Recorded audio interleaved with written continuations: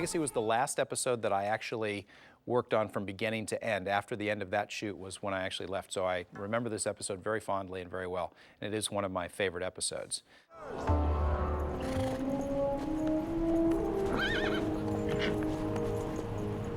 I think Legacy must be one of my favourite episodes, partly because I love that part of the world. I love the, I love the expanse of desert and then the volume of clothes. I love the reference material that you look at to do with desert clothing and desert tribes and things.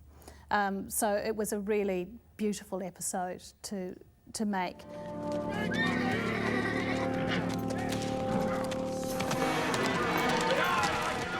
Nomads. We needed, obviously, the desert, and we don't have, other than black sand, anything right around Auckland. So we had to travel the entire company about 2.5 hours north to a coastal area that has these beautiful white sand dunes up north of Auckland, so the northern part of the North Island. And even though we were right next to the ocean, the dunes were such that we could go into a little valley and you would never see the ocean, but it actually gave us the simulation of hundreds and hundreds of miles of desert. We built all our sets there, with the exception of the interiors that we still shot back in Auckland. And then the sandstorm sequences, we actually, which I think we did with incredible flair, were done on a very large soundstage back in Auckland as well. So all of the times where you'd have our characters fighting in the sandstorm, you could never actually blow that much sand around on your actors, you'd kill them. So we created that on a stage with blowing very dark smoke around and using some very clever lens techniques in order to make it appear like it's blowing sand.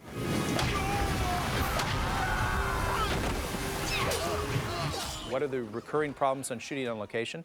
It's more expensive because you're taking your cast and crew to a place that they don't, so you have to put them up and feed them and give them, travel money and things like that. So it's always an expensive undertaking, but you also have to include the travel time in your normal shoot days. You can't say to somebody, hey, just go up on Sunday and get yourself situated and then start. So whenever we would always, on like the Sin Trade episodes and the Debts, whenever we would go to a distant location where we knew we needed that amping up of location, we always knew that was going to be an additional time commitment and an additional expense that we always had to sort of save our pennies for over a season in order to do that. And when everybody is on location, you also technically then have to travel them from there. Whenever, like this location was not right next to the hotel, so even when you're on location, you're 2 hours away from home, you still have to sometimes travel an hour and a half into some of the very remote locations that we had. And this was a situation where I think we had an additional 45 minutes to an hour travel from the hotel into the middle of the sand dune, which we had to have four-wheel drive vehicles to get to because there was not a road that led us right to there. We had to pack everything in, pack everything out as well. So this is the desert hospitality that I've heard so much about. That's right. Though the fact they worship us could be influencing the welcome a bit. Don't refuse anything. You'll insult them.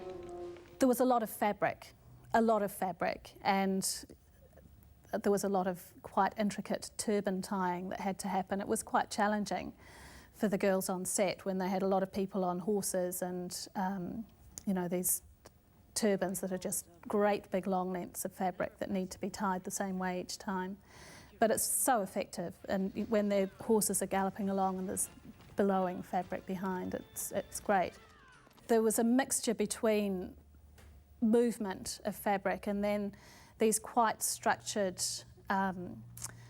costumes that Xena and Gabrielle wore, which was sort of had a bit of a Moroccan feel to them. But they were very intricately hand-painted and there was beading involved as well.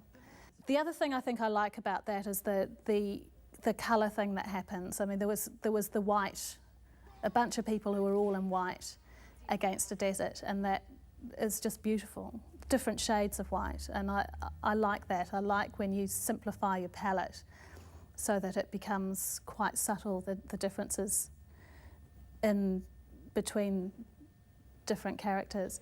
And so there was the white lot, and then there was the red lot, the sort of red and burnt orange bunch as well. So yeah, I like the way that they work together and the intricacy of what we were able to do with them. Come on, Xena.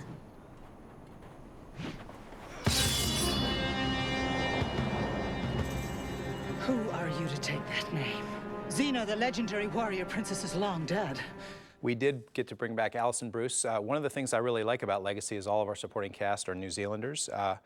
Rawiri Peratini, who's in Whale Rider, is the other Bedouin leader, and so it became a very sort of New Zealand-centric cast, and we love working with Alison. She's terrific, and yeah, we'd use her even more often if she didn't look, you know, if we didn't use her so much already. So yeah, Alison is great, and really did some wonderful swordplay too. We were pleasantly surprised how well she did in the fight sequences.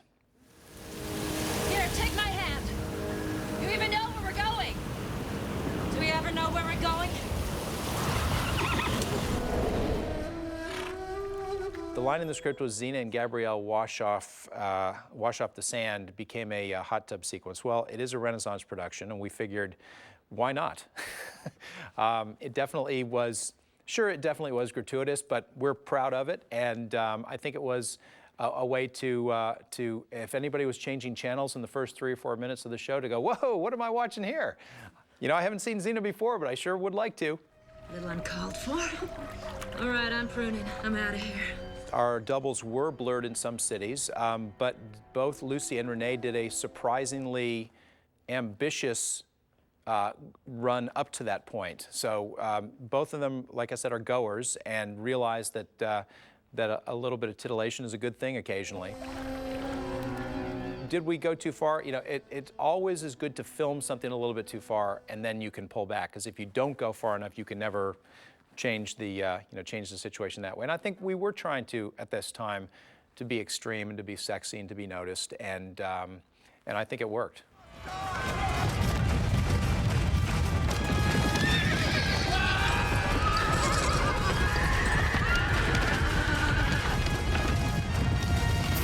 How did we bury Renee in the sand? Just as you think we would. We dug a hole and said, get in the hole, and we filled it up. Renee never minds about these kind of things. I was always very fortunate with Lucy and Renee. We'd say, get in the mud hole, and we're gonna put you down here. And we actually got her out for lunch, so she didn't have to sort of stay there, and we had to feed her through a tube or anything. So it worked out reasonably well. I would imagine it's probably fairly relaxing, because you're sort of supported on all sides. So you sort of had to sit there and go, ooh, don't hit me with a stick.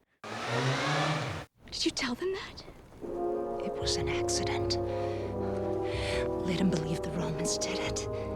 They have to fight them anyway. I can't lie about this. You don't have to lie. Xena's lie in this about Gabrielle not killing the boy, and then Gabrielle deciding to actually make the decision and do the morally right thing because she doesn't want to see this Roman soldier killed, I think was one of the high points of this show, because it is an interesting conundrum. Xena wants her friend to live, and Gabrielle realizes that she has to take responsibility for her own actions, even if it wasn't what she meant to be. If he didn't do it, someone just like him did. Come with us, Xena. You're one of us now. Wait! He isn't the killer. I am. One of the fun arcs about the whole series is that Gabrielle is and always will take the high road whenever she can. And it's a great conundrum, because if your best friend was going to be murdered, would you lie for them? I probably would. And I think it was a great moral dilemma that we were able to explore in this. That evens the scales between us. It doesn't really, does it? No. He could have become a great warrior, just like you.